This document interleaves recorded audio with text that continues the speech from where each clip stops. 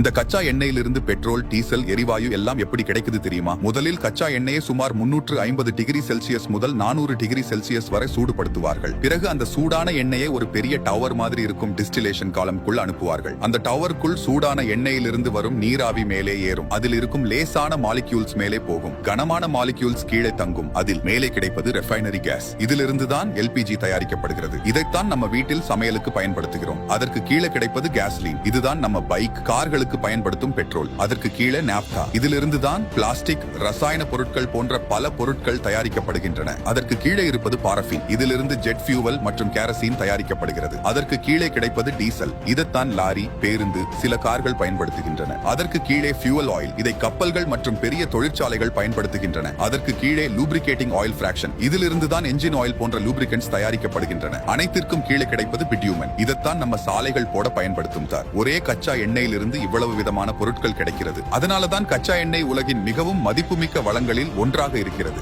நீங்கள் வளர்ச்சியை ஃபாலோ பண்ணாம இருந்தால் மீண்டும் எங்களை பார்ப்பது அரிது. ஏற்கனவே ஃபாலோ பண்ணிருப்பீர்கள் என்றால் கங்க்ராச்சுலேஷன்ஸ். நீங்கள் ஒவ்வொரு நாளும் புதிதாக ஒன்றை கற்றுக்கொள்கிறீர்கள்.